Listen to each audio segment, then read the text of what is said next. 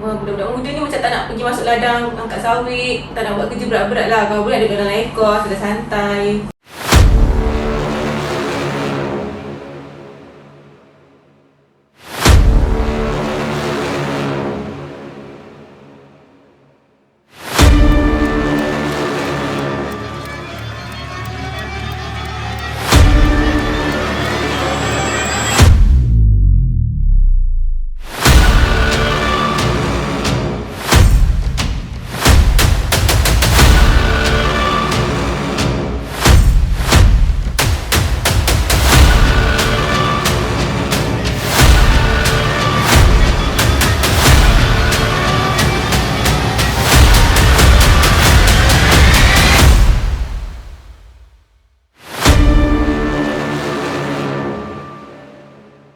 Hi guys, welcome to our podcast tonight. Okay guys, hari ni kenapa aku panggil korang ni dalam bilik ni, just nak tanya pendapat, knowledge, apa yang korang tahu tentang satu benda yang aku fikir untuk dalam sektor pertanian ni. Okay, tentang subjek kita and course kita. Aku pandang future lah benda ni kan. Sebab kenapa aku pandang benda ni ke depan, sebab aku pun berlatar belakangkan bapa aku seorang pekerja dalam sektor peladangan sawit lah. Obviously sawit. Okay, apa tajuk utama kita untuk aku nak tanya ni, untuk kita borak ni, just tentang kenapa di dalam sektor pertanian ni masalah yang makin memuskilkan kita ialah kekurangan pekerja dalam sektor pertanian ni. Apa pendapat korang tentang benda ni? Itu je lah. Aku macam, sebab bila aku tengok, kita fikir lah, kalau kita pergi ladang ni, contoh kita bagi Sadabi ke apa-apa company lah, Boasted ke, semua mostly pendatang asing kan. Diorang yang kerja, foreigner yang kerja dalam sektor pertanian. Kenapa bukan orang negara kita sendiri nak kerja benda tu? Apa pendapat korang? Okay, bagi I kan, sebab I pun ada pengalaman dulu kan, kerja dekat, so saya pun ada pengalaman kerja dekat Saindabi dulu kan. So apa yang I faham, okay, saya ni masuk kerja memang betul-betul lepas COVID. So bila lepas COVID ni, dekat semua estate dekat Malaysia ni, waktu tu memang kekurangan pekerja orang asing, sebab kan sempadan negara tutup and all that lah. So masa tu memang semua company peladangan ni ambil inisiatif untuk bagi keutamaan kepada orang tempatan. Apa yang saya nampak, orang tempatan ni boleh sebenarnya kerja, terutamanya anak muda kita lah, datang juga kerja and all that. Tapi waktu yang diorang ada tu tak lama. Maksudnya dia datang kerja 2 minggu, seminggu, sebulan, and then diorang akan caw. Sebabkan diorang macam penat. And satu lagi, dia akan dapat better offer daripada yang ladang. Ladang tahu kan kerja dia macam susah. Satu yang kena panas lah and all that. Yang datang ni pun bukan untuk kita ambil apa kita panggil tu, management staff. Kita akan ambil as a ground staff untuk untuk macam potong buah. Basically kita tengok orang macam rakyat kita yang nak kerja dalam sektor peladangan ni just nak jadi orang atasan. Kalau dia tak nak start daripada bawah kan. Tu lah. Macam aku pun berlatarkan daripada macam Eddie juga. Aku pun kerja dekat Saindabi kat bahagian office. Macam aku cakap, macam bahagian peladang ni mostly orang asing yang datang. Macam pekerja macam negara kita ni, budak-budak muda ni macam tak nak pergi masuk ladang angkat sawit, tak nak buat kerja berat-berat lah. Kalau boleh duduk dalam ekor, sudah santai. Tak boleh macam tu kan. Kita kalau boleh nak mula pada bawah, baru boleh kita slow-slow naik ke atas. Betul. Kalau aku Macam kau Man, apa pendapat kau Man? Kalau kau rasa kenapa pula orang Melayu kita ni, budak-budak muda ni tak nak kerja macam tu, yang sanggup berpanas-panas nak majukan negara ni, foreigner. Kenapa kau rasa? Itulah, kita pun sedih juga tengok zaman sekarang ni. Kalau tengok budak-budak muda sekarang ni, kita tengok kat kedai-kedai, contoh kalau bidang aku lah, aku lebih kepada tak macam korang. Kalau korang kan bidang pertanian kan masing-masing. Kalau aku bidang lebih kepada kat F&B. So memang bab makanan kedai makan tu memang dah diterokai dah oleh aku. F&B, food and beverage. Macam Sabah. Kalau bab korang kan lebih kepada pertanian kan. Aku jujur aku pun seorang pelajar pertanian dan lebih kepada mencuri bidang F&B. Tapi pada masa sama aku tengok budak muda pun sekarang kat F&B pun dah kurang, ke pertanian pun dah kurang, dan dia lebih kepada Grab dengan dekat Foodpanda. Sebab kan situ kalau korang kerja berpuas sepenuh hati lah, memang target memang situ banyak order. Sejam kau boleh dapat sejam RM20. RM20 sejam. Siapa tak nak? Grab food saja. Kalau korang tengok macam sekarang kan budak muda kan sekarang jadi macam YouTuber, TikToker, nak jadi influencer, nak follow si macam Khairul Amin, gaming like that lah. Tapi kita tengok dia orang je usaha macam usaha yang bukan sepenuh hati. Usaha dia orang macam ala kadar je lah. Nampak orang boleh buat duit dengan benda tu, nak try buat. Tapi tak buat dengan sungguh-sungguh. Tu masalahnya lah bagi aku. Lepas tu budak pertanian kita kan bukan nak kata apalah, bukan nak hina kaum sendiri, tapi kita ni punya kaum dia lemah kat 3 benda, the 3D, difficult, dirty, dangerous. Tiga tu kita kurang. I like that.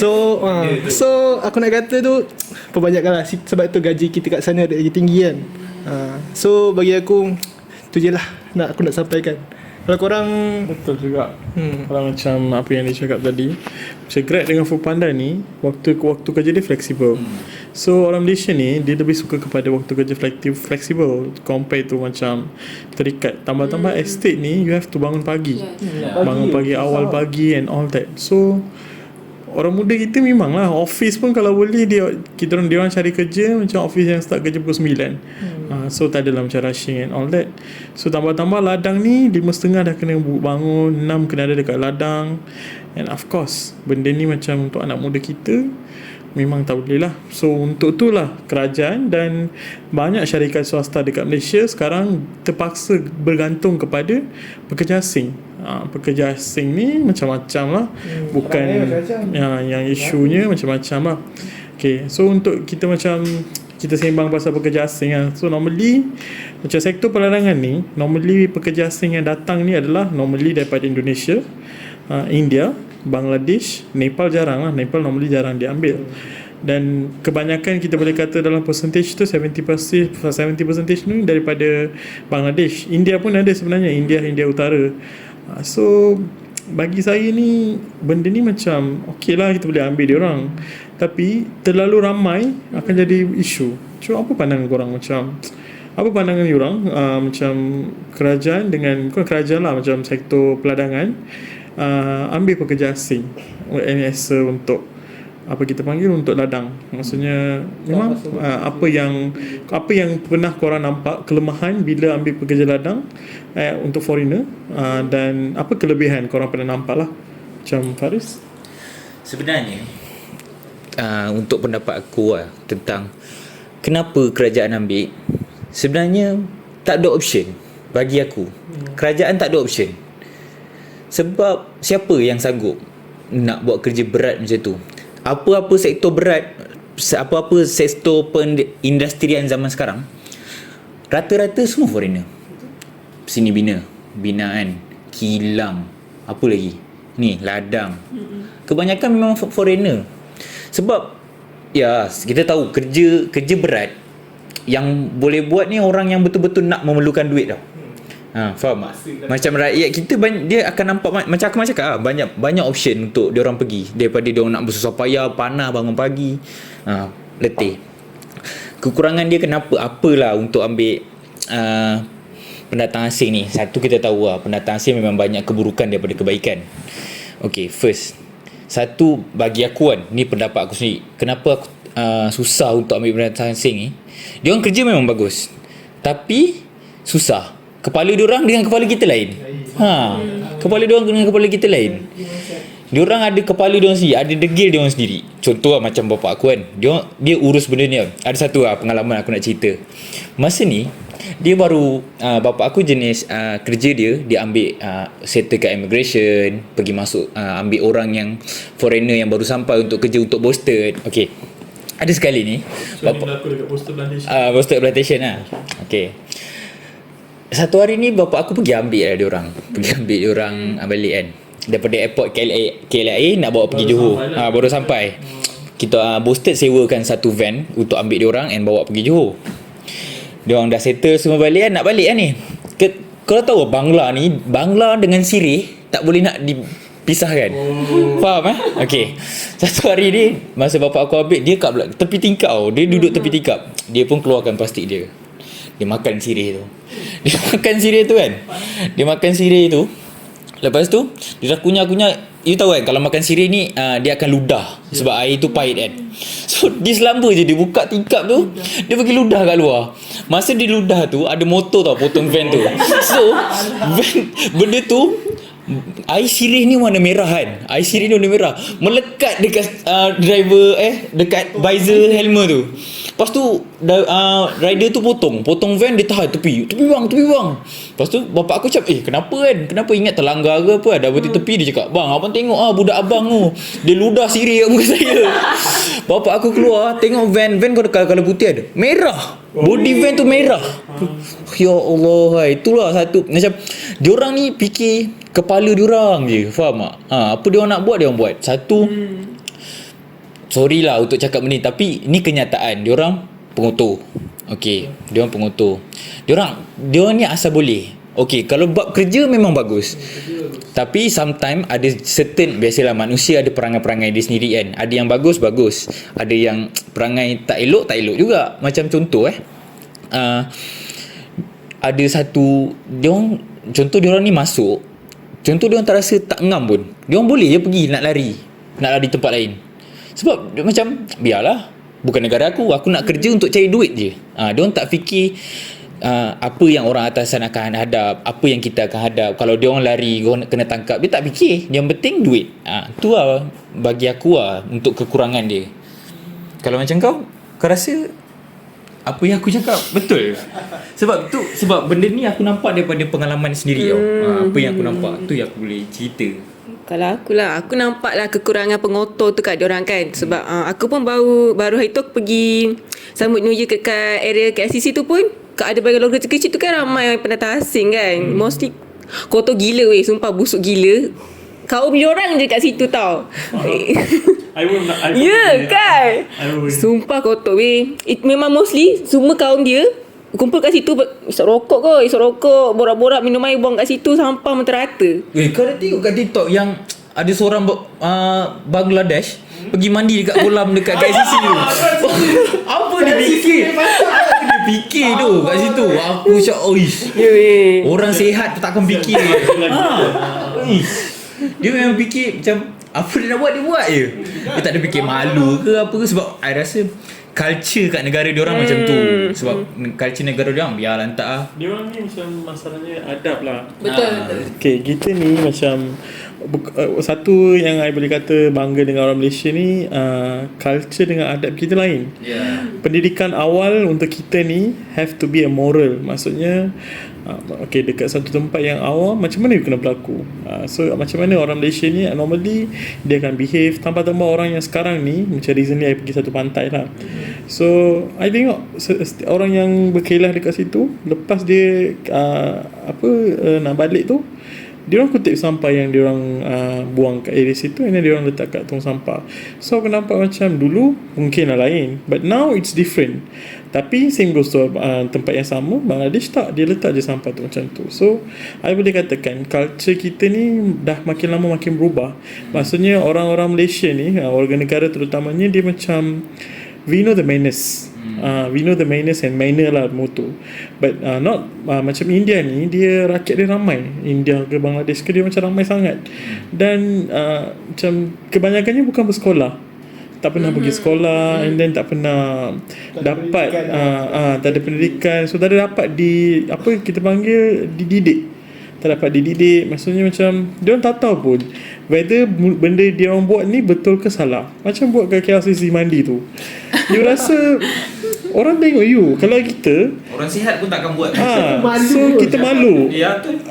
First thing akan jadi viral. And bila viral, macam malu lah. KLCC is an icon of Malaysia.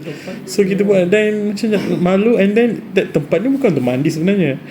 And then tapi orang dia tak apa ini, orang tengok lah, ini suka hati saya, macam tu. So I tak malu pun. Sebab kenapa dia tak ada sifat kemaluan, macam sifat yang malu tu ada. So mungkin sebab Diorang ni macam tak ada pendidikan lah. Macam normally tak ada isu tu lah. Macam Akmal, yang pengalaman kau macam Kalau apa pengalaman aku, kalau aku secara direct lah temu dengan, jumpa dia orang, pernah sekali tu bagi aku lah, ni tadi kan kita cerita sifat buruk kan, ni aku cerita sifat baik sikit lah. Bagi aku yang aku nampak kat dia orang ni, contoh seorang tu dia daripada Bangladesh dengan Nepal, adalah 3 ke 4 orang yang aku kenal. Kita orang kerja sama-sama, tak kerja sama, aku macam mak ayah aku ada macam bina satu kolam lah. Dan kolam renang tu kita orang perlukan pekerja buruh, and kita ada panggil kontraktor lah kerja sekali dengan kita orang. And ada sekali tu dia ada, kita orang ada diberi tugas masing-masing lah untuk handle setiap pekerja tu.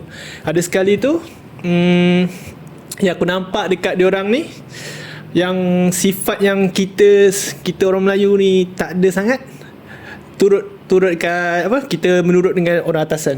Kalau dia dengan contoh dengan manager tu, dia akan ikut manager. Kalau contoh orang setara dengan kita, dia tak akan ikut. Macam you manager lah, you the manager lah, I don't follow you lah, I follow the manager. Walaupun manager tu suruh dia kerja sampai malam, boleh ikut je.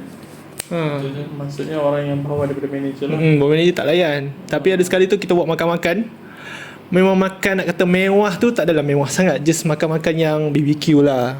Sekali tu ajak lah dia sekali, sebab dah kerja dah penat-penat kan, setiap 3 bulan punya kerja. And end up dia just ambil air, dia balik. Dia tak nak makan dengan kita sebab dia kata macam tak sama taraf. Macam tu lah, tak tahu kenapa. Tapi benda tu macam, wow, asal kau tak makan sekali kan. Kita tanya dah. Tapi benda ni bukan benda yang sekali jadi, tapi ni memang dah 3 ke 4 kali. Sebab bukan satu kali dengan kontraktor, sebelum ni dia kerja dengan lain juga bahagian. Berbual dengan diorang. Tapi bila ajak jamuan je, dia tak makan sekali. Dia just macam bungkus. Kita pun tak tahu kenapa, tapi bila tanya macam, it's okay lah, I take the water only lah. Dia apa pendapat kau kalau bab yang macam ni? Ya, betul lah. Macam apa yang aku malah hadap tu, family aku tengok bapak aku, macam kau cakap tadi, Bangla ni dia akan ikut kepala kan. Macam bapak aku kan dia urus pasal immigration semua kan. So Bangla ni tahu siapa bapak aku. So aku dah dapat tengok benda yang kau cakap ni kan. Bangla ni dia akan turut dia apa bapak aku cakap. Contoh kalau bapak aku suruh ni, suruh ni, suruh ni. Mesej rumput kat tempat dalam kat kawasan rumah aku selalu pendek. Sebab tiap-tiap minggu bapak aku akan panggil Bangla untuk potong. Tapi bayar lah. tak kerja free of charge lah. Tak kira free of charge. Tapi luar daripada waktu pekerjaan dia, tapi dia nak buat. Macam tu, faham tak? Dapat satisfying. Maybe sebab tu ikut. Okay, mungkin kita dah lari sikit kan daripada topik. So kita akan masuk lagi daripada topik. Okay Tamil, macam pendapat aku kan, kita tahu yang company estate, company ladang ni, especially dalam sektor sawit ni, kelapa sawit, dalam kat estate mana-mana, rumah kita sediakan. Banyak kemudahan yang kita bagi untuk pekerja. Rumah, bil air free, cuma kita kena bayar bil elektrik. Tapi kenapa orang kita tak pandang benda tu sebagai satu peluang, sedangkan kita tahu kalau kerja keluar, especially dekat KL ni, kerja kat bandar, untuk dapat rumah tu susah. Tapi dekat estate tu banyak rumah yang kita provide untuk pekerja. Kenapa you rasa diorang tak pilih benda tu? Kenapa you rasa? Okey lah, satu soalan yang, bukan soalan lah, satu macam idea yang topik yang bagus lah. Sebab estate ni, macam saya dulu dekat estate, tak apalah, saya macam field officer, memanglah rumah saya macam mewah sikit compare to pekerja lah. Tapi Sandabi, rumah pekerja pun dah mewah. Bawah dia dah marble kan, marble, and then bilik dia cantik, and siap perabot lagi, bagi almari lah, katil lah, macam-macam. Dapat beras lagi kan, every month dapat beras, minyak. Dapat. Sandabi dia memang bagi. So everything ada. So bila kita tanya balik kan, macam orang muda kita kan, diorang tak nak diorang ada stigma tau duduk kat estate. Macam normally kita borak, you macam terlebih kan, kau ni macam orang estate je. Kau ni estate ke? So bila macam kita terlebih kan, kau ni estate ke? Ni macam Indian pun ada tau, Indian pun ada. Janganlah buat macam orang estate ni. So benda tu akan ada. So mindset orang Malaysia ni, even beberapa tahun kita dah berlalu, orang dulu duduk dekat estate, dah sekarang semua dah bandar apa semua. Bila kita balik kepada estate, dia orang anggap orang duduk kat estate ni tak ada yang beradab dan tak tahu apa cara culture. Orang ulu lah. Yes. Pedalaman sangat. So diorang anggap kita ni orang yang duduk estate ni macam dia tak tahu apa-apa. So everything like macam dia tadi ikut trend lah kita panggil kan. Tapi sebenarnya tak. Dia orang tengok dekat orang yang duduk estate ni memang dia orang okey. Dan kenapalah sampai macam kat KL you everyday you kena face jam lagi bagi-bagi. And then cari rumah sewa bukan senang. And then even you nak cari rumah apa kita panggil rumah yang bilik pun, satu bilik pun dah berapa ratus dah sebulan kan. So padahal dekat estate rumah diberi. Apa lagi bil api, bil elektrik semua tanggung oleh syarikat. You apa lagi you nak? Sebenarnya macam tempat tu lagi ni tak ada air pollution lah, tak ada apa-apa. Ni you duduk dekat tenang, kawasan yang apa semua, and then semua dijaga. Rumah you memang kalau lampu rosak, ni rosak apa, complain je. Macam Sain Debbie, kita ada suara kami.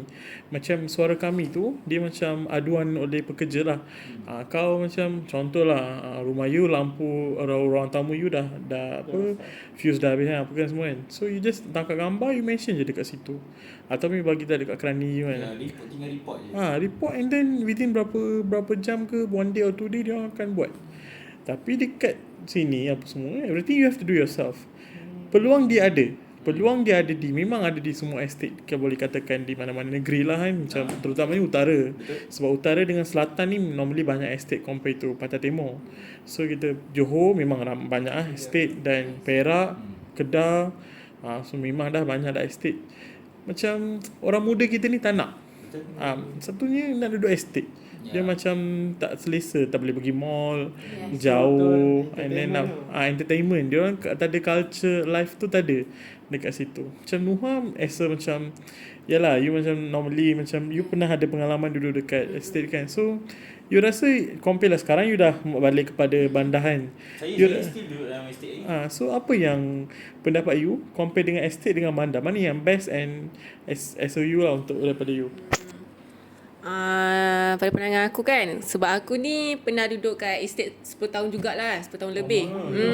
Sebab mak aku memang besarkan kita orang ni memang kat estate dulu, baru dah aku dah sekolah menengah baru aku duduk kat bandar. Memang aku nampak kekurangan duduk dekat estate ni sebab line slow. Line slow. Lagi satu, kalau kita dah lah estate kan pedalaman, kalau nak cari line kena keluar daripada estate tu baru dapat line. Lagi satu, apa aku nampak kekurangan dekat estate tu macam ini pandangan aku tau. Macam aku tak bergaul. Macam aku kan tak ada kawan. Kalau duduk kat estate mestilah pekerja je ramai duduk kat estate. Then tak ada kawan lah. Kalau kelebihan aku rasa aku nampak kelebihan tu lagi banyak. Sebab rumah pun kalau bahagian berandai kat luar tu orang panggil, ada orang bersihkan. And then bil elektrik tu semua dia orang bayarkan. Sampah tiap-tiap pagi ada orang kutin. Betul. Semua segala benda tu dah ada. Yes, betul. Sana nyamuk banyak ke? Mestilah banyak. Belakang rumah aku dulu getah kot. Yes. Macam saya dah almost duduk, kira saya boleh cakap duduk dekat estate ni lebih kurang, sekarang umur saya 22 tahun umur saya rasa daripada kecil saya kat situ. Dulu masa saya kecil dalam umur, saya duduk dekat rumah nenek tau. Mula-mula after bapak saya naik pangkat, kita orang pindah dan kat rumah yang lebih selesa lah. Sebab bila dah naik pangkat, dia bagi provide rumah yang lagi selesa kan. So at that time lah saya baru duduk kat rumah besar. Macam saya cakap, pagi-pagi dah ada orang ambil sapu-sampah. Satulah benda yang saya rasa memang untungnya duduk dekat estate ni. Okay, kalau waktu tak ada air kan, tak pernah lagi saya duduk kat estate tu tak ada air. Contoh saya duduk kat estate, estate keliling tu macam kawasan pekan and bandar. Kalau pekan tu and bandar tu tak ada air, rumah saya kat estate ni semua ada. Faham tak? Dia macam, sebab satu company ladang ni dia akan buat satu tangki besar sendiri tau.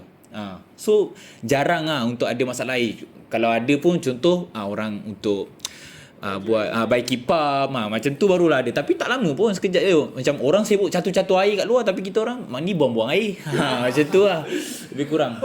Macam Noah cakap tadi kan. Okay, macam Noah cakap tadi, masa zaman dulu bagi saya, pendatang asing yang kerja kat estate ni kebanyakannya Indonesia. Bangladesh semua belum ada lagi. Time tu seronok lagi tau. Macam saya duduk dekat situ daripada kecil, macam pergaulan antara anak-anak tu semua kan, saya rasa daripada situlah saya membesar dengan seronok. Waktu zaman kecil saya, ya, zaman dulu kita tak boleh nak bezakan zaman dulu dengan zaman sekarang. Terlalu beza, jurang dia terlalu jauh. Sebab dulu waktu petang je kan, sebab rumah kan dekat-dekat kan, rumah dekat-dekat, so kita orang akan main sama-sama macam tu lah, lebih kurang pergaulan lah. Lepas tu contoh kebajikan orang-orang estate ni, contoh pekerja yang anak yang bersekolah dijaga. Macam company saya Bosted keluarkan satu van sekolah, dia sewa satu van sekolah untuk hantar anak-anak pergi sekolah. Sebab ialah daripada estate untuk ke sekolah jauh tau. So dia providekan harga yang sangat berpatutan untuk hantar anak-anak naik van pergi sekolah. Daripada contoh kita nak bezakan, contoh bulat kalau dekat luar, kalau kita naik van atau bas, mungkin yuran sebulan dalam 100 lebih. Tapi kalau estate ni, macam saya tak rasa benda tu, tapi adik-adik saya sekarang saya rasa dalam sebulan RM80. Contoh adik-adik saya yang sekolah ada lagi 2 orang, tu baru 160. Orang kat luar bayar satu kepala 100 lebih, contoh 150 sebulan. 2 adik-adik sekolah dah 300. 5 orang dah berapa kan. Itulah bagi saya kemudahan yang di-provide oleh syarikat oleh estate ni, sektor peladangan ni banyak sebenarnya. Cuma ialah pendalaman, orang tak nak duduk. Faris kata yang bahasa Indonesia kan, saya ada macam adalah satu benda yang I macam nak highlightkan. Normally dekat estate ni, bila macam contoh kan, kita ni semua bakal manager lah nanti, InsyaAllah. Okay, so memang memang kos pun dah ladang kan. So nanti dah masuk ladang, kalau boleh estate diorang ada kekurangan pekerja, tolonglah bagi keutamaan kepada, kalau you dah tahu you memang nak ambil pekerja warga asing, kau ambillah pekerja daripada Indonesia. Sebab kenapa? Sebab Tamil sendiri saya pernah rasa dekat estate saya ada 3 negara lah, Bangladesh, Nepal dengan India dengan Indonesia. Apa yang I rasa saya boleh katakan senang dan I boleh go dengan mereka, antara 4 negara ni, Indonesia paling senang. Ya, sebab kita serumpun tau. Serumpun, yes, Adab one dan thing. manners tu mungkin lebih kurang sama. Sama. Cara pemikiran pun Budaya lebih kurang kita sama. adalah yang berkait. So satu lagi, apa yang benda daripada adab ni mungkin lah kita boleh ambil satu faktor juga. Tapi yang satu lagi faktor yang sangat dekat adalah mereka pun adalah pengeluaran utama sawit. So bila dekat negara diorang ni, memang sebelum kecil-kecil, sebelum dia datang ke Malaysia ni, dia orang tahu sawit ni macam mana nak harvest. Dia orang dah ada knowledge dah. Even bak ayah dia kerja ke apa semua kan, dia pernah ikut ayah dia pergi ladang, potong buah sawit apa semua. So bila dia datang ke Malaysia, bila kita train dia bukan tengok pokok sawit tu, benda ni pokok ni, tak adalah macam terkejut. Tapi di India sawit tak ada. India sawit tak ada, Bangladesh lagilah. So bila dia orang datang ke Malaysia, sawit adalah benda baru kepada mereka. Nak adopt benda tu, dia orang nak faham sawit ni apa semua, ambil masa. So Indonesia is very easy. You arahkan dia orang, bang ni satu lagi bahasa, sangat senang. You gunakan bahasa Melayu je dengan dia orang. So bahasa kita, so dia orang faham je bahasa kita. Tak perlulah yang India dengan Bangladesh ni, you have to communicate in English. English yang kita guna pun dia orang tak faham. You kena English yang kita panggil yang broken English. Macam you go there and you come here, macam tu. English yang memang kita have to pasar sangat English tu. So apa pendapat korang pasal isu ni, Akmal? Macam Tapi Tamil, aku nak tambah sikit dah. Yang pasal Indonesia tu, aku boleh kata aku setuju gila dengan kau. Sebab kalau kita tengok orang Indonesia ni, dia kerja, dia orang kan lahir-lahir dan dia masuk dalam sawit kan. So memang ada pengalaman dari kecil. Kalau kita ni, dia macam orang Melayu pergi kerja kat Singapura, sana gaji dia orang kan mata wang lagi rendahan. Dia datang sini lagi tinggi. Dia orang sayang ni Malaysia ni. Dia orang kerja macam kat sini macam lembu, macam nak mati. Tapi gaji duit yang dia dapat tu dia hantar. Bila macam family saya ada kenalan dengan orang Indo, bila borak tanya, bila tanya kat sana ada 2 biji rumah. Dah ada perniagaan sendiri. juta duit. Kat sini dia orang macam orang miskin, tapi dekat negara dia orang sangat kaya. Sangat kaya. Rumah banglo 2 biji. Saya macam, "Uish, betul ke awak?" "Betul lah," dia kata. Betul You- macam you kalau pekerja Indonesia kan, macam kita pun dekat college kita pun cleaners pun Indonesia, tapi bila you nampak orang Indonesia ni, you takkan teringat tau benda tu macam dia adalah orang Indonesia. Bila dia sembang baru you tahu.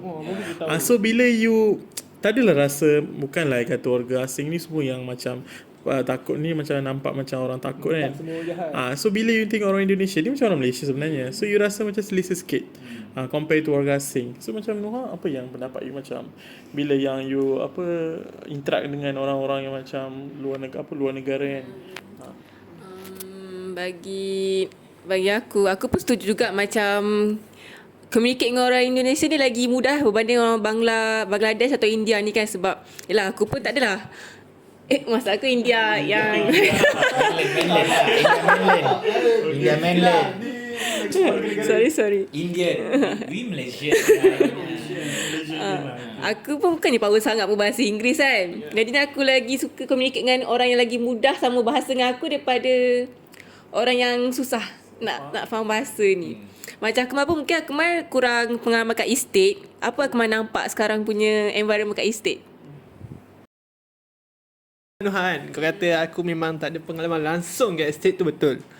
And aku pernah tengok orang kerja estate ni, macam kita kan naik highway kan, lalu tepi-tepi kan ada banyak orang kelapa sawit kan, tengah tori getah, tengah menyawit semua tu. Kita tengok macam panas ke kau orang kerja kan, tak penat ke kan.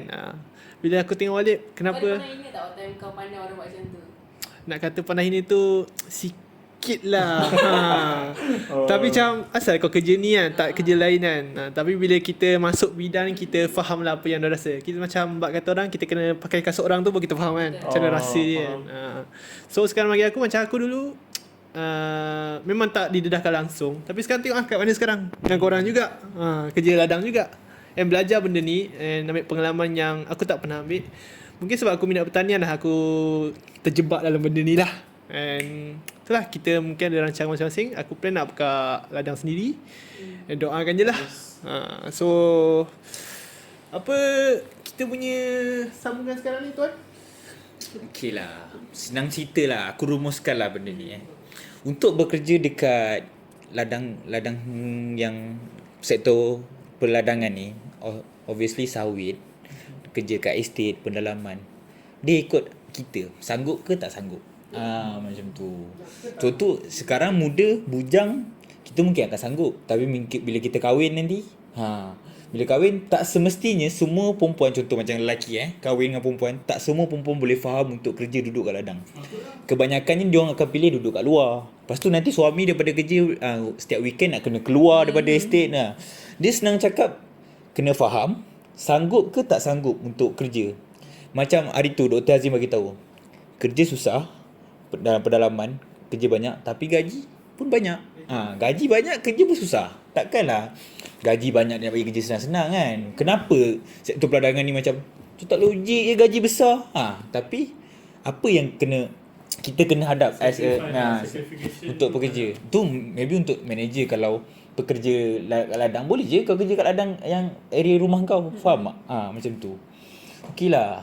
Kat sini kita dah boleh tahu banyak benda, banyak faktor kenapa kita as contoh kita future manager akan hadap kekurangan pekerja negara sendiri daripada negara luar dalam sektor perladangan ni, kekurangan manpower lah kan. So kami daripada future manager kan, nak menyeru kepada anak muda, boleh, kita boleh bangunkan sektor perladangan negara ni sama-sama sebenarnya. Cuma sanggup tak sanggup je. Okey, kalau nak fikir kekurangan tu, banyak benda, zaman berubah, cara juga berubah. Banyak je benda. Contoh macam Akmal, tak ada lain ke? Tapi boleh je buat wifi kan. Sekarang banyak, betul tak Amil? Banyak company yang dah provide wifi untuk ni kan. Okey, tu je lah yang aku nak tanya. Apa benda yang aku muskil tu, so aku dah dapat rumuskan lah lepas borak dengan korang kan. So macam gini lah, kita fikir as future manager, kita kena fikir macam mana, apa benda yang kita kena nak tarik minat orang-orang muda ni untuk kerja. Tapi benda tu bukan satu benda yang mudah. Kita nak kena fikir kerja lagi kan. Sebab yelah, berurusan dengan orang sendiri lagi senang daripada orang luar kan. Okay, tu je lah setakat ni untuk podcast kita hari ni. Terima kasih Tamil, Nuha, Akmal untuk luangkan masa pada malam ni kan, untuk borak apa benda yang aku muskil. Tak nyaman saya aku tidur macam apa benda, kenapa terfikir kenapa.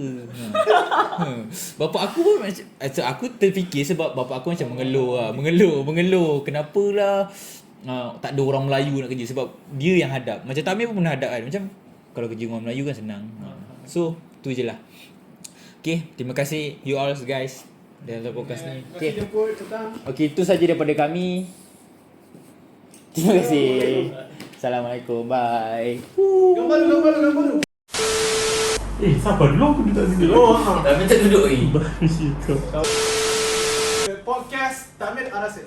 Kita akan mulakan kita punya perbincangan. Saya host hari ini. Kita ada tetamu jemputan daripada bocah.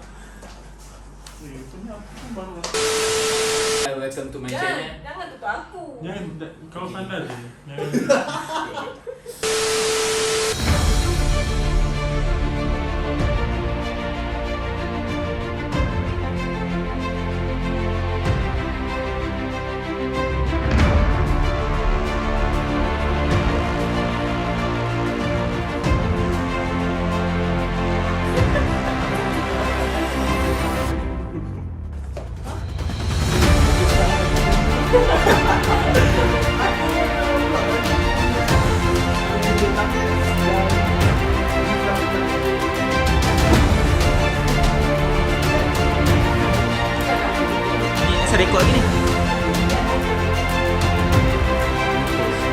Okay, sekarang baru habis daripada podcast pukul 1 pagi.